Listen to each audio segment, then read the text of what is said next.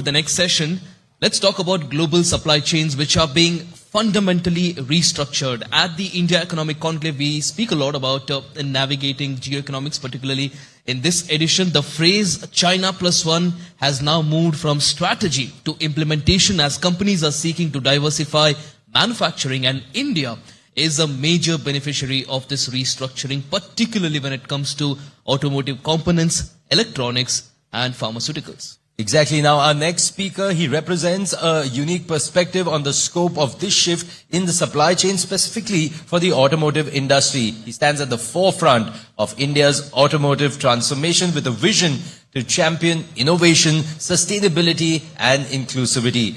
Please welcome Vinnie Mehta, Director General of ACMA, who is in conversation with ET Now's Sajid Mangat and also the editor at Times Drive, Manav Sinha. Round of applause. They'll be talking about the emerging global supply chain dynamics.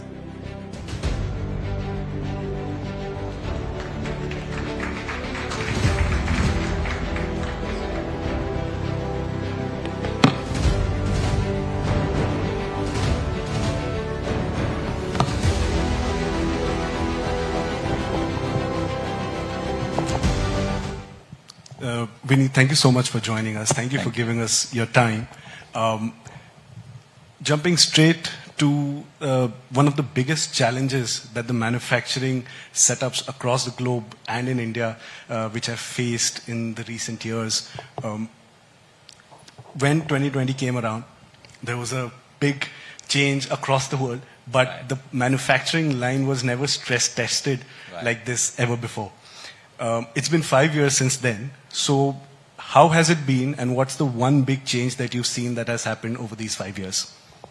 Thank you, Madhav, for having me. And I think it's a very interesting question because the pandemic was indeed very defining for the automotive industry. I guess not just for the automotive industry, for everybody, for every country, for every individual. And we started looking at everything in a new light. And I think if you say what was the biggest learning, I think what we learned was that do not take anything for granted from a supply chain perspective.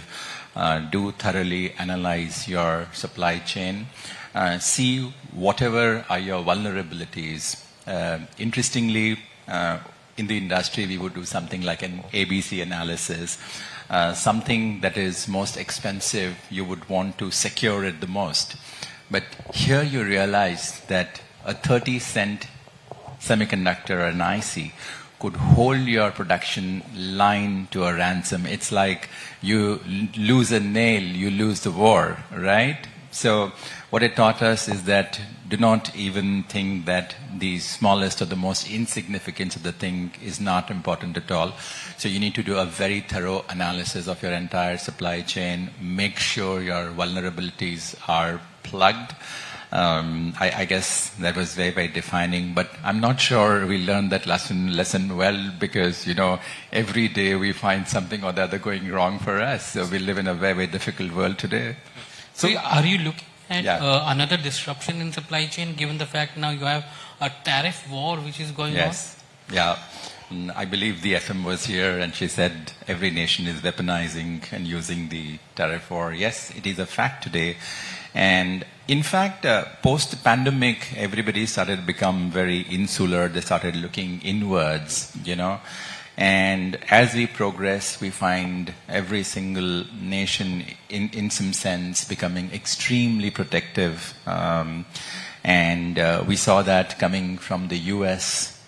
This was in April that they said that, look, you know, they would impose tariffs. And I guess from an auto component industry's perspective, we are a hugely export competitive industry. Our turnover last year was $80 billion. Of that, $23 billion is what we export. And that's almost a third of our production gets exported. Both the US and the European Union are very important market, each accounting for 7 billion of our exports. And the US is specifically in FY24, we exported $6.6 billion worth of auto components, and now we have two tariffs saddled with two tariffs. Almost half of the components attract 50%, which is the penal tariff, because of the Russian oil and stuff like that we consume, and the reciprocal tariff, and another 25% on half of our export, which is largely under Section 232, which is the National Security Act. So that has made our exports hugely non-competitive to the US. And similarly, just about 2 weeks ago, Mexico again announced tariffs on exports from non-FTA countries, that includes India. And earlier, when we were accessing the Mexico market in the range of 10 to 30%, now the tariffs are likely to be up by 50%. A whole lot of components that were at 10% will now be at 25%. So the world is becoming very, very insular, and again, when we talk of supply chain disruptions, and I said you need to plug the vulnerabilities in the supply chain, and what you need to do then is you identify the vulnerabilities, you look what you can do in-house, that is within the country. If you cannot do something within the country, you have to rely it on somebody else. And then please do identify a friendly country that would supply you. And therefore the government is so aggressive on FTAs. But do please build a bargaining position for yourself, because everybody is selfish. Unless you have a very, very strong bargaining position, nobody is going to supply to you. So therein, again, you have to have that strong card with which you can make a deal. Yeah. The other thing which has happened over a period of last decade is as well is the components makers have now started adopting technology. Yes. Vehicles are more a tech platform than Absolutely. steel bodies basically. How is your industry coping up with this major change? Yeah. So I think today's competition, and also for the future, the competition will not be your manufacturing competence, the basic arbitrage that you have of labor or taxes or duty structures. They would not stand by you. The wars for the future for the industry would be fought on your technology competence. Okay, and today, what's very interesting is that we are moving towards what's called as software-defined vehicles.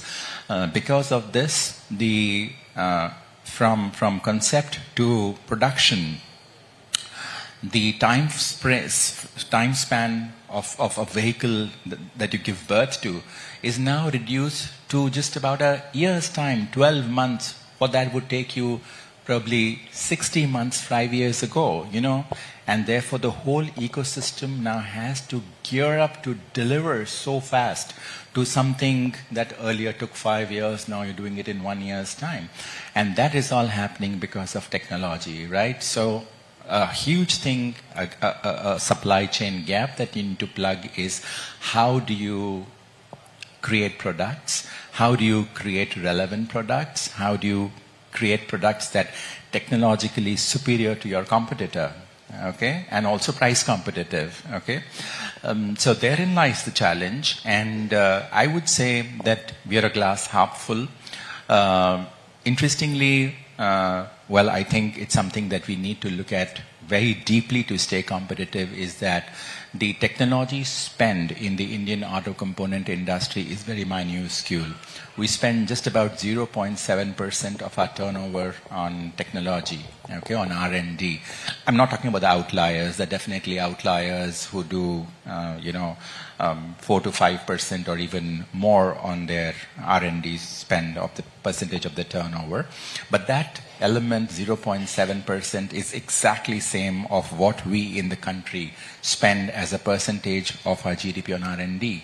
I guess the industry needs to up its quotient on R&D to stay competitive.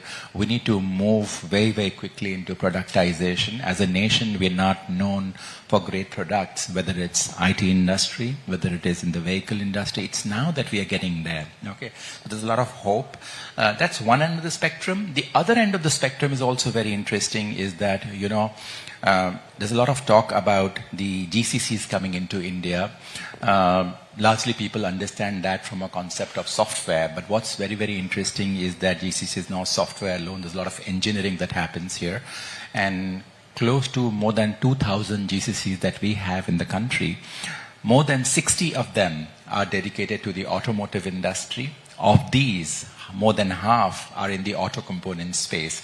You'll be very surprised to know, say, companies such as the Bosch, such as ZF, they have their largest engineering centers or second largest engineering centers or R&D centers outside of Europe that employ 10 to 15 to 20,000 of Indian engineers and create world-class products. But the irony is that the IP is not Indian. So what I would like to see as a representative of the Indian auto component industry is that the Indian auto component manufacturers, the larger tier ones at least, set up their own very, very large engineering centers, and that day will be the day of our arrival, the day of our reckoning. Yeah. So, a lot of talk about manufacturing there, software-defined vehicles and everything. I want to touch upon a topic of recall about products that are made in India. Today, a lot of the vehicles that we make are made with an ambition to be export ready and to be at a global level in terms of quality, in terms of fit and finish, in terms of reliability. And some of the associations that we make with quality are often defined by the country. So we would say that an X vehicle or a Y vehicle has a German build quality, for example. And sometimes we'll say this one is more of a Chinese build quality. I'm not saying what's good or bad, but there's a annotation associated with it. So when we say Indian build quality, how do you define that? So Madhav, on a lighter note, what you allege to Chinese is changing very, very fast. The Chinese cars are fast replacing a whole lot of global manufacturers, and they've arrived, okay? And you're absolutely right when we... it's very, very important if you want to be a globally competitive industry, you have to have what's called as consistent quality, okay? It's not that you achieved and then you slip.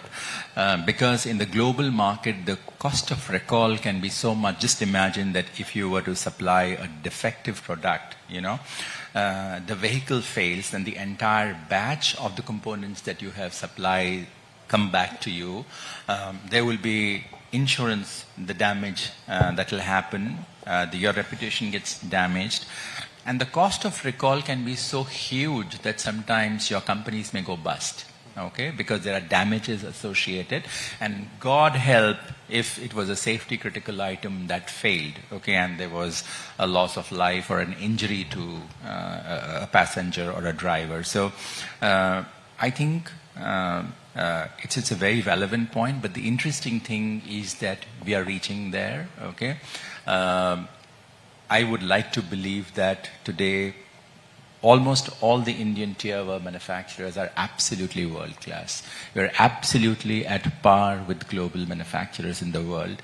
Our biggest challenge is the tier 2 manufacturers. These are small scale enterprises, and I think the industry as a whole, the OEMs, the tier 1 manufacturers need to focus their attention in uplifting the quality of the tier 2 manufacturers. We are at it because we cannot allow accidents to happen. We cannot allow the vehicles to fail.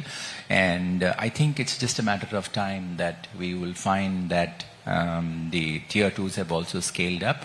But also I'm sure you're observing the Indian vehicle market, and in the last 5 years you would have observed, why 5 years, even in last 2 years, the quality of the vehicles even from the Indian manufacturers, is so awesome. I mean, don't you love the products that are coming on the Indian roads? I'm an industry representative. I cannot pick names on brands, but you know what I'm referring to. The new EVs coming from the Indian car manufacturers, the two-wheeler EVs coming from the startups and also the incumbent players. Isn't it a music to see such a lovely product range? Even in the commercial vehicle at the entry level, you're seeing some very, very lovely products. So I look at this as a great pride. The industry is really scaling up. Is it scaling up enough? Is it scaling up enough to beat the Chinese? Probably no. But I think, if not number one, we're definitely great number two at this juncture. So you would say we are on the way to beat the Chinese? Well, I wouldn't say that. You should be very realistic because, look, the Chinese started at it 25 years ago, very singularly focused as to how they could carve out a slice for themselves in the vehicle market, which was ICE dominated, and they chose very singularly, the government and the industry, to move ahead in the EV space.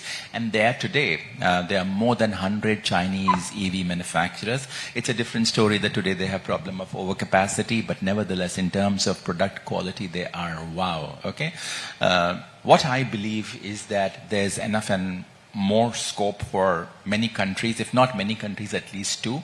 If today they're number one, we are definitely number two. But look at the scales. They make 30 to 35 million cars every single year. We make 5 million cars. They are 6.5 to 7 times more in terms of the car market alone. Okay, so as the market scales up in our country, our penetration on the cars is just 30 per thousand. In two-wheelers, it's 180 per thousand. In trucks, buses, it's 1 per thousand, So the headroom for growth in our country is so immense, okay? It's just a matter of time. We'll be there. We'll definitely be a very, very powerful manufacturing nation. I don't care if you are number one or number two, as long as we are able to create great investment, as long as we are able to give great products to the consumer, as long as we are able to give jobs to our people. I'm very happy. Vinnie, you spoke about investment in R&D, research and development, and that's where a national average is much lower. Yes. What's preventing Indian companies from investing in R&D? That's a very structural issue, I mean, you've been tracking. Why should the industry be dependent on government incentives? No, I didn't. Okay, so let me tell you why it is so, okay? And you're a man of finance and you look into the companies deeply. The cost of the capital in this country is one of the highest in the world, okay? The cost of capital, if you were to look at what's in China, it's in the range of 1 to 3%. Look at Thailand, it's close to 1.5%. Look at Japan, it's less than 1% and sometimes negative. Okay, look at US, it's again hovers around 2 to 3%. Now, when the cost of, and this is not just for our industry, it's for every single industry, whether it's manufacturing and non-manufacturing. When the cost of capital is so huge, you are risk averse. You shudder to fail. Okay, because stakes are so much higher, okay? And therefore people are a little wary in terms of literally going whole hog in creating new products. Things are changing, I must give a lot of credit to the new generation where you have so many startups coming up. But again, a lot of the startups are in the service space and not in the manufacturing or product creation stage. I have no offense. I'm just making a comment and observing from a distance.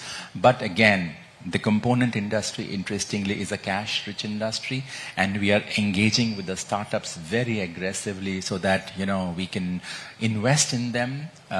Also, because the industry is increasingly becoming world-class, there is a lot of interest in PE and venture capitalists to invest in the auto component industry so that we can scale up better because they are willing to fund and risk it on our behalf. So, again, it's a matter of time. It's like this, that the consumer also pushes you to create newer and better products, and you have to do that, right? Otherwise, you're not relevant. You think the OEMs are not pushing enough? Well, it's like this. Again, the market is hugely dominated by largely MNCs when you look at the vehicle industry. And it's only now that you find, say in the car space, the Tatas and Mahindras have scaled up so beautifully. I don't mean any offense to anybody else. And look at the genesis of our industry. What changed the industry or what redefined mobility in our industry was the coming of Maruti in the mid-80s, the Honda. Okay, and since then, the evolution has been through joint ventures and partnerships that the OEMs recommended the industry to do so. There was never ever something like, hey, this was a product developed in India and those OEMs picked up, because from their perspective, they would want products that are tested and validated. Now, a poor Indian manufacturer or an R&D guy who produces a new product, where does he get a chance to test and validate? And mind you, they're also right from perspective because these are safety critical. You can't afford accidents, right? So these are some of the challenges of the industry. But again, as I said, things are changing very, very fast. I'm very hopeful that the next generation that's engaging with the industry would literally change this aspect, and lo and behold, we should have more products, beautiful vehicles, beautiful components coming on, and yeah, we'll be a rocking industry. In terms of future projections, there's a lot of excitement around EVs. There's a lot of electric vehicles. Electric EVs. vehicles, yes. Yeah. There's a lot of chatter about how they are the next destination happening. Yes. But the market penetration of EVs hasn't actually met the excitement that was made out to be. Yes. Where do you see the mismatch happening, and what's your input as to why this is happening? Okay. So it's like this, that the government wants, or the ambition is that we should have penetration of EVs, like 30% of sales in 2030 should be EVs. If you go by today's number, or say last year we did around 24 million two-wheelers, we did 1 million electric. We did 5 million cars, we did 100,000 units of cars that were electric. Buses are a good story. Three-wheelers are also a very, very good story, because interestingly, the EV revolution in India is very different from what happened across the world. I believe that buses is a very government or a local state government subject, you know, and RTUs, and they are sort of pushing that, and that will sort of move faster. On the three-wheelers, I believe we already have reached the tipping point. On two-wheelers, I would say that we are pretty much at the tipping point. On the car side, we've reached around 2.5% of the penetration, and they say that the tipping point is 5%. Going by the sales that are happening this year, I think the tipping point is not too far away. So you will definitely see a lot of pickup happening in the PV space, in the EVs henceforth. And and as I said, that the products that we are now rolling out are really very, very good, very, very world-class. Some of the larger mass manufacturers who have not been into this space are just coming in. So they really play a mass game. You know what I'm talking about. So you will find a lot of the space getting redefined very, very quickly, and it'll be good, yeah.